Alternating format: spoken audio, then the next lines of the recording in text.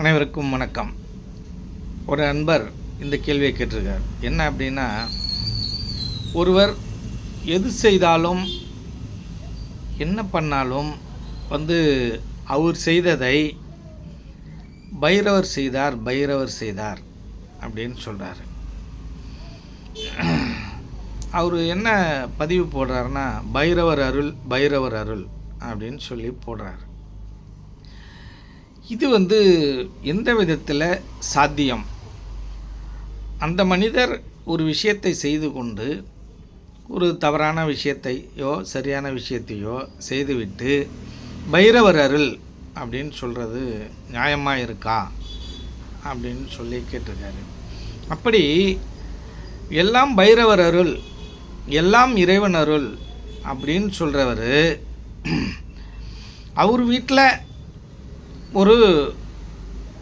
ஒரு கெட்ட காரியம் நடந்துருச்சுன்னு வச்சுங்க, யாராவது இறந்துடுறாங்க, நெருங்கிய சொந்தம், பிள்ளைங்களோ இல்லை பேர குழந்தைகளோ இல்லை மனைவியோ யாரோ ஒருத்தவங்க இறந்துடுறாங்க.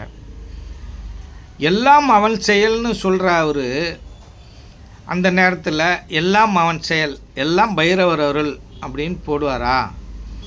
இது ஒரு சரியில்லாத ஒரு தன்மையாக இருக்கே அப்படின்னு சொல்லிட்டு கேட்டிருக்காரு. ஏன் இவ்வளோ ரொம்ப நேரம் இந்த கேள்வி இருக்குது அப்படின்னா, இது ஒரு பெரிய கேள்வியாக இருக்கிறதுனால நீண்ட நேரமாக அவர் கேட்டிருக்காரு. இப்போ இந்த பைரவர் அப்படின்னா யார் அப்படின்னு நம்ம தெரிஞ்சுக்கணும். இந்த பைரவர் என்பவர் கெட்ட எண்ணங்கள் எல்லாம் இருக்கு இல்லையா, இந்த கெட்ட எண்ணங்களை எல்லாம் அழிக்கக்கூடிய ஒரு நபராக இருக்கிற அந்த நபருக்கு பேர் தான் பைரவர் அப்படின்னு பேர். அந்த பைரவராக இருக்கப்பட்டவர் யார் அப்படின்னு கேட்டிங்கன்னா, நம்ம உள்ளார இருக்கிற அந்த சிவபெருமான் இருக்கார் இல்லையா, ஜீவபெருமான், நம்மளோட உயிர் சக்தி, நமக்குள்ளே எழுகிற கெட்ட எண்ணங்கள் இருக்கு இல்லையா, அதை எது அழிக்கிறதோ, அறிவை கொண்டோ இல்லை புத்தியை கொண்டோ, அந்த கெட்ட எண்ணங்களை எது அழிக்கிறதோ அதற்கு பெயர் பைரவர் என்று பெயர். இப்படி புரிஞ்சுங்க, கெட்டவர்களையும் கெட்ட எண்ணங்களையும் அழிக்கக்கூடிய ஒரு தன்மைக்கு பேர் பைரவர் அப்படின்னு புரிஞ்சுக்கணும். இப்போ இதை நம்ம வெளிப்புறத்தில் பார்த்தோம் அப்படின்னா, பைரவர் என்பவர் ஒரு சிலைதான். சிவபெருமானு சிலையாக தான் நீங்கள் வச்சுருக்கணும். எது வச்சுருந்தாலும் அது ஒரு வகையான சிலைதான். இப்போ இந்த சிலை போய் ஒரு செயலை செய்யுமா அப்படின்னா, ஒரு செயலையும் செய்யாது. அந்த நபர்தான் அந்த செயலையெல்லாம் செய்துவிட்டு பழியை தூக்கி பைரவர் மேலே போடுகிறார். எப்போதுமே நிறைய பேருக்கு வழக்கம் எப்படி இருக்குன்னா, கெட்ட செயலை செய்துவிட்டு இல்லை ஏதோ ஒரு நல்ல செயலையும் ரெண்டும் கலந்தே செய்து விட்டு அதை தூக்கி இறைவன் மேல் போடுவது ஒரு வழக்கமாக இருக்கிறது. ஒரு சில பேர்லாம் இருக்காங்க, நமச்சிவாயன்னு சொல்லுவான், தென்னாடுடைய சிவனே போற்றி அப்படிமா. ஆனால் அவன் பேசுகிறதெல்லாம் அநியாயத்துக்கு பேசுவான், ரொம்ப மோசமாக பேசுவான். அவங்களோட எண்ணமும் பார்த்திங்கன்னா ரொம்ப மோசமாக இருக்கும். அவனோட தொழில் என்னவாக இருக்குன்னா, வட்டி கொடுவான். நிறைய தொழிலாளர்களை இம்சை பண்ணி சம்பளம் கம்மியாக கொடுப்பான். இப்படி நிறைய விஷயங்களை நம்ம பார்க்குறோம். இது ஒரு சிலர்கள் மட்டும்தான், எல்லாரையும் இது குறிப்பிடாது. சில நல்லவர்களும் இருக்கிறார்கள், நீங்கள் தெளிவாக தெரிந்து கொள்ளணும். இப்போ எல்லாம் அவன் செயல் அப்படின்னா, அப்போ இந்த மனுஷன் எதுக்கு தான் பிறந்தான்? அப்போ எல்லாம் அவன் செயல்னா, இந்த மனிதனோட செயல் என்ன தான் செயல் பண்ணுறான்? எல்லாமே அவர் பார்த்துக்கிறார் அப்படின்னா என்னத்தை பார்த்துக்கிறார் அவர்? எல்லாம் அவன் செயல் அப்படின்னா அது ஏற்றுக்கக்கூடிய விஷயமாக இல்லை. வெளிப்புறத்தை பார்த்தால், உருவ வழிபாடை பார்த்தால் அது ஏற்றுக்கிற மாதிரி இல்லை. அந்த சிலை இறங்கி ஏதாவது செய்யுமானா ஒன்றும் செய்யாது. ஆனால் எல்லாம் அவன் செயல் அப்படின்னு நீங்கள் ஒரு விஷயம் சொன்னீர்களே ஆனால், யோகத்திற்கு அது சரியாக இருக்கும். அது யோகத்திற்கு எப்படி சரியாக இருக்கிறது என்பதை நான் பிறகு இந்த வீடியோ முடிக்கும்பொழுது சொல்கிறேன். அப்போ எல்லாம் அவன் செயல் அப்படின்னு சொல்லிட்டால், ஒருத்தவன் ஒரு திருடன் இருக்கான். ஒரு திருடன் கெட்ட விஷயங்கள் பண்ணிவிட்டு எல்லாம் அவன் செயல் அப்படின்னு சொன்னால் நம்ம விட்டுடுவோமா?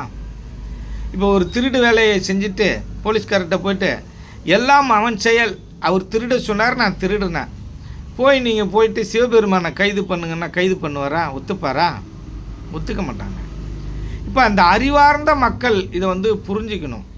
இது எல்லாம் அறிவு சார்ந்தது. இந்த கேள்வி எல்லாம் அவன் செயல்னா என் செயல் என்ன தான் இருக்குது? இப்போ என் செயல்னு ஒன்று இருக்கணும்ல. அப்போ எல்லாம் அவன் செயல்னா அப்புறம் நான் தேவையில்லாமல் நான் பிறந்துட்டேனா அப்படிங்கிறது ஒன்று இருக்குது. இந்த உயிரினங்கள்லாம் தேவையில்லாமல் இருக்கா? எல்லாமே அவரே பார்த்துக்கிறார் அப்படின்னா நம்ம தேவையில்லையே. அப்படி இல்லை, அதோட அர்த்தம் வேறு. எல்லாம் அவன் செயல். திருடன் திருடுறதும், கொள்ளடிக்கிறவன் கொள்ளடிக்கிறதும், பெரிய பெரிய அரசு அதிகாரிகள் எல்லாரும் கொள்ளடிக்கிறது எல்லாமே அவன் செயலா? நீ தெளிவாக புரிஞ்சுக்கணும்.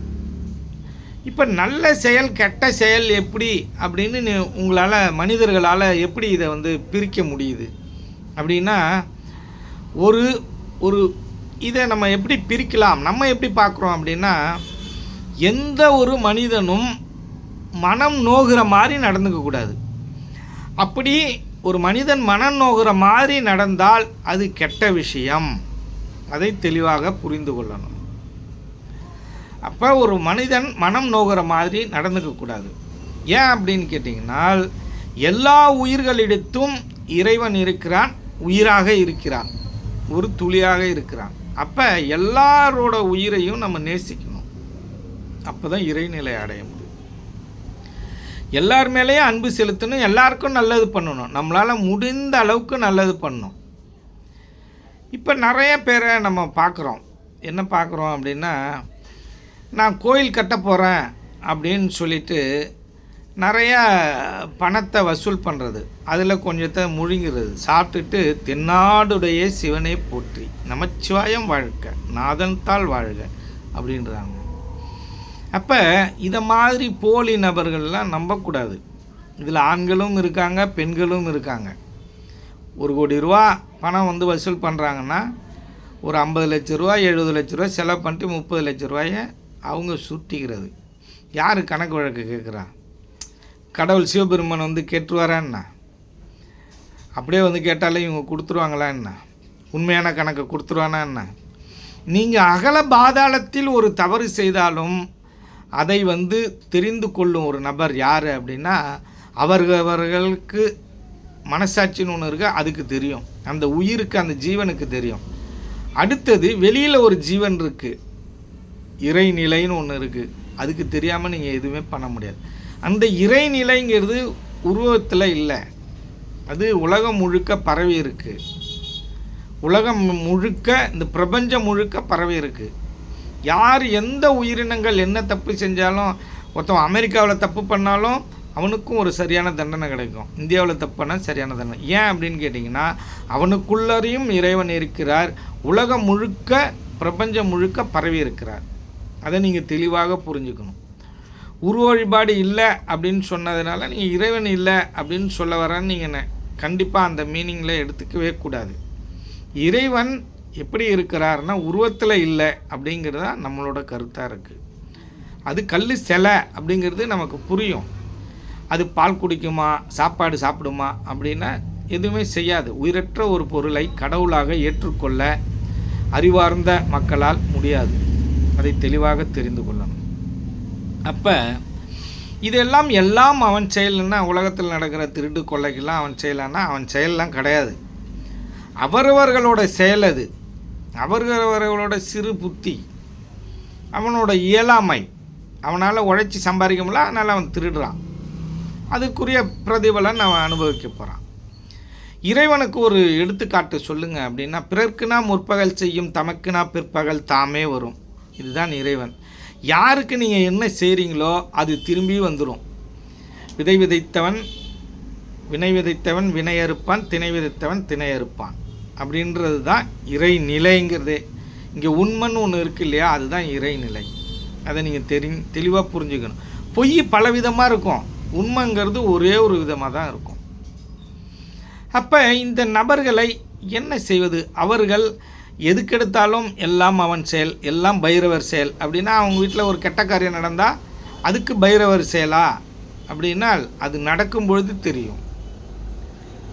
எல்லாம் அவன் செயல் என்று கெட்ட விஷயங்கள்லாம் எல்லாருக்கும் மணல் உளைச்சலை கொடுத்துவிட்டு எல்லாம் பைரவர் செயல் அப்படின்னு வெறுமையாக உட்கார்ந்துருக்கிற அது மாதிரி நபர்கள்லாம் இருக்காங்க இல்லையா, அவர்களுக்கென்று ஒரு நேரம் வரும், சரியான ஒரு நேரம் வரும். அந்த இறைநிலை ஒரு சரியான விஷயத்தை பண்ணும். அப்போ அது எல்லாம் சரியாகிவிடும். யாராக இருந்தாலும் தவறு செய்தவன் தண்டனையிலிருந்து தப்பிக்க முடியாது என்பதை நாம் தெளிவாக தெரிந்து கொள்ள வேண்டும். இதுதான் இறைநிலை. அதை நீங்கள் தெளிவாக புரிஞ்சு குழப்பிக்கவே கூடாது. சில பேர் சொல்லுவான், என்ன சொல்லுவான்னா, சிவன் சொத்து கொலநாசம்னு சொல்லுவான். அது அது அது தவறு. சீவன் செத்தால் குலை நாசம் அப்படின்றது தான் அந்த பழமொழியோட உண்மையான பழமொழியாக தான். ஈரக்குலை இருக்கு இல்லையா, அதை பாதுகாப்பாக பார்த்துக்கணும். ஈரக்குலை அழுகிடுச்சுன்னா உயிரோடு இருக்க முடியாது, சீவன் போயிடும். அதுதான் அதோட பொருள். அதை விட்டுட்டு சிவன் சொத்து கொலநாசம், சிவன் சொத்து கொலநாசம். சிவனுக்கு சொத்து அப்படின்னா இந்த ஜீவனுக்கு சொத்துன்னா இந்த பிரபஞ்சம் முழுக்க அவன் சொத்து. இங்கே எல்லாம் அவன் சொத்து தான். இப்போ நம்ம எல்லாம் வாடகைக்கு வந்துட்டு போயிட்டுருக்கோம், அவ்வளோதான். இதில் அவன் சொத்துன்னு எப்படி நீங்கள் சொல்கிறீங்க? எல்லாம் இறைவனோட சொத்து தான், நம்ம வாடகைக்கு தான் வந்துட்டு போயிட்டுருக்கோம். இப்போ இந்த அறநிலைத்துறை என்று ஒன்று இருக்குது. அறமே இல்லாத துறைக்கு பேர் தான் அறநிலைத்துறை. கடவுளை பற்றி இந்த உலகத்தில் யாராருக்கெல்லாம் விழிப்புணர்வு இருக்குது, யாராருக்கெல்லாம் தெரியுது அப்படின்னா, பெரிய பெரிய படிப்பு படிக்கிறாங்க, பெரிய பெரிய பதவியில் இருக்காங்க, பெரிய பெரிய ஆளுங்க அப்படின்னு வச்சுங்க, யாராக வேணுமோ இருக்கட்டும். முதல் யார்? முதல் அதிபர், பிரதமர், ஜனாதிபதி, பெரிய பெரிய அதிகாரிகள், IFS, IAS, யாராக வேணுமோ இருக்கட்டும், நீதிபதிகள், எந்த பெரிய பதவியில் இருந்தாலும் சரி, இவர்களுக்கெல்லாம் கடவுள் சார்ந்த விழிப்புணர்வு இருக்கா அப்படின்னா இல்லை. கடவுள் சார்ந்த விழிப்புணர்வே இல்லாமல் கடவுள்ன்றவர் யாருன்னு தெரியாமல் இந்த அறநிலைத்துறை சட்டன்ற ஒன்று இருக்கு இல்லையா, இதுவே ஒரு சரியானதா அப்படின்றது ஒரு கேள்விக்குறியாக இருக்குது. ஏன் அப்படின்னு கேட்டிங்கன்னா, இறைவனை பற்றியே தெரியாது. நீங்கள் அந்த சிலை தான் இறைவன் நினச்சி எல்லா திட்டங்களும் அமைச்சிங்கன்னா அது சரியானது அல்ல அப்படிங்கிறத நம்ம தெளிவாக புரிஞ்சுக்கணும். அப்போ இதை சார்ந்து தான் நீதிபதிகளும் என்ன பண்ணுறாங்க அப்படின்னா சில தீர்ப்புகள் கொடுக்குறாங்க. ஆனால் இந்த சட்டத்திட்டங்கள் எல்லாம் உண்மையான இறைவனுக்கு தெரியுமா, போய் சேருமானா? போய் சேராது. இறைவன் என்ன சொல்கிறார் அப்படின்னா, இந்த உலகத்தில் இருக்கிற என்னோட சிலையாகட்டும் எதுவாகட்டும் எல்லாமே நீங்களாக அமைச்சிக்கிட்டது. இந்த அறநிலைத்துறையாகட்டும், இந்த கவர்மெண்ட் ஆகட்டும், இந்த உருவ வழிபாடாகட்டும், கோயிலாகட்டும், எதுவாக இருந்தாலும் நீங்களாக அமைக்கப்பட்டது தான். நான் ஒன்றும் கோயில் கட்ட சொல்ல, எனக்கு திருவிழா நடத்த, எல்லாம் உங்களோட சந்தோஷத்துக்காக உங்களோட மகிழ்ச்சிக்காகவும் நீங்கள் செஞ்சிட்டீங்க. நான் எதுவுமே சொல்லலை. பைரவராக இருந்தாலும் சரி, சிவபெருமானாக இருந்தாலும் சரி, நான் எதுவுமே சொல்லலை. எங்கள் பேரை சொல்லி நீங்கள் மனிதர் கூட்டம் செய்வது தான் இது எல்லாம். ஆனால் இதற்கெல்லாம் அநியாயம் செய்பவருக்கெல்லாம் ஒரு தண்டனை கிடைக்குமா அப்படின்னா கண்டிப்பாக கிடைக்கும். இதற்கென்று இவர்கள் இறந்ததுக்கு அப்புறம் இவர்கள் வரும் அந்த இடம் இருக்கு இல்லையா, அங்கே கண்டிப்பாக இவர்களுக்கு தகுந்த தண்டனை அங்கேயும் அளிக்கப்படும், பூலோகத்திலையும் அளிக்கப்படும் என்பது தான் இறைவனோட கருத்தாக இருக்குது, பிரபஞ்சத்தோட நியதியாக இருக்குது. அதை நீங்கள் தெளிவாக புரிஞ்சுக்கணும். இப்போ இதெல்லாம் நீங்கள் எப்படி சொல்கிறீங்க அப்படின்னு கேட்டிங்கன்னா இதை நான் சொல்லலை, சித்தர்களும் மகான்களும் இயற்கை நியதியும் சொல்லுது. அதை உணர்ந்தவன் நான், அவர்களும் உணர்ந்திருக்கிறார்கள், நானும் உணர்ந்திருக்கிறேன். அதனால தான் இதை நான் உங்களுக்கு தெளிவாக சொல்கிறேன். இதை நிறைய பேர் ஏற்றுக்க மாட்டீங்க. நீங்கள் ஏற்றுக்கணுன்றதுக்காக நான் இதை சொல்லலை. இப்படியே இருக்குது, இதுதான் உண்மைன்னு சொல்கிறேன். எப்போ இது உண்மைன்னு உங்களால் ஏற்றுக்க முடியுதோ அப்போ ஏற்றுங்க, அது வரைக்கும் ஏற்றுக்க வேண்டாம். ஆனால் அறிவு சார்ந்து யோசிங்க. இப்போ நான் சொல்கிறது எல்லாம் அறிவு சார்ந்து நீங்கள் யோசிக்கணும்.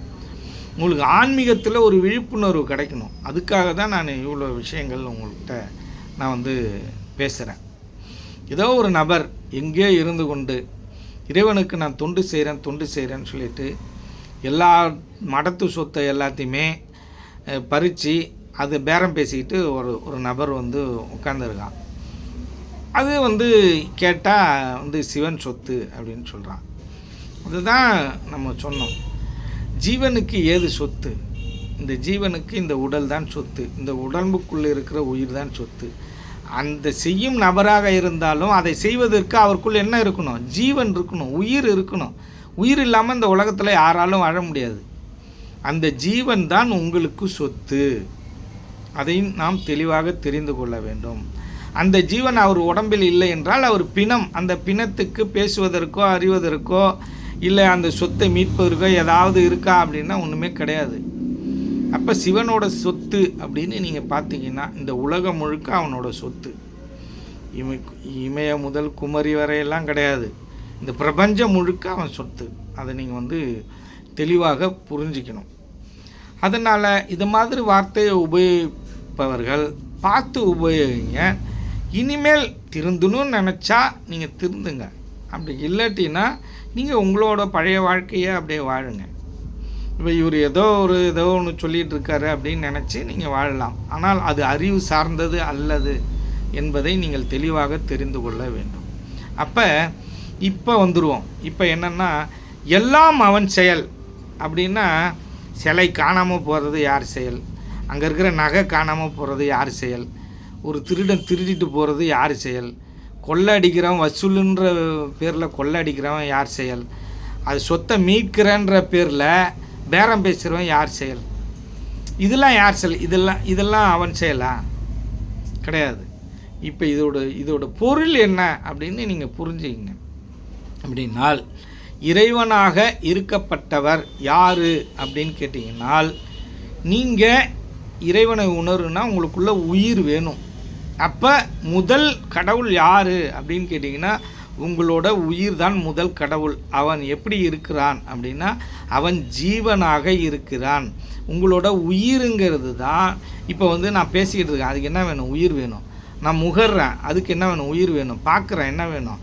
காதால் கேட்குறேன், என்ன வேணும்? உயிர் வேணும். உயிரே இல்லை, என்னால் பேச முடியுமா, பார்க்க முடியுமா, ஏதாவது செய்ய முடியுமா? அப்போ முதல் கடவுள் எனக்கு யார் அப்படின்னு கேட்டிங்கன்னா, என்னோட ஜீவன் தான் முதல் கடவுள். இந்த ஜீவன் உடம்புக்குள்ளார இல்லைனால் மேலே ஏற்றி அது சிவனாக மாற்றணும். சிவனாக மாற்றினா அந்த கடவுள் நிலைக்கு அவர் போவார். அப்போ இந்த ஜீவனாகப்பட்டது இருக்கு இல்லையா, இந்த ஜீவன் எல்லா செயலையும் செய்யுது. எப்படி செய்யுது அப்படின்னா, எனக்குள்ள ஜீவனாக இருக்குது, மற்ற உயிரினங்களுக்கும் அது ஜீவனாக இருக்குது, அதையும் இயக்குது, என்னையும் இயக்குது. ஆனால் இந்த உலகத்தில் இருக்கும் அனைத்து ஜீவராசிகளையும் இயக்கிறது எது அப்படின்னு கேட்டிங்கன்னா, உடம்பில் இருக்கும் அதோடைய உயிர், அதோட ஜீவன் தான் அப்படிங்கிறது தெரியும். அந்த ஜீவன் உடம்பை விட்டு வெளில போயிடுச்சுன்னா என்ன இல்லை? இங்கே உயிர் இல்லை. இப்போ நம்ம இல்லை, கடவுள் இல்லை. இப்போ முதற் கடவுள் எதுனா, எல்லாம் அவன் செயல்னா எல்லாத்தையும் செய்யக்கூடியது இந்த ஜீவன் அப்படின்றது தான் அதோட பொருள். என்னென்னலாம் செய்யுது? இப்போ மலங்கழிக்கிறதுனாலும் அதுதான் வேணும். அந்த ஜீவன் இல்லைன்னா மலங்கழிக்கும். உயிர் இல்லைன்னா எதுவுமே செய்ய முடியாது. ஒரு செயல் பண்ணும், அப்போ ஜீவன் வேணும். அப்போ எல்லாம் அவன் செயல் அப்படின்றது பொருள் என்னென்னா, எல்லாம் ஜீவனுடைய இந்த ஜீவ சக்தி ஆகியோட வாயுவோட செயல் தான் இந்த உலக பிரபஞ்சம் முழுக்க அப்படிங்கிறத புரிஞ்சிக்கணும்.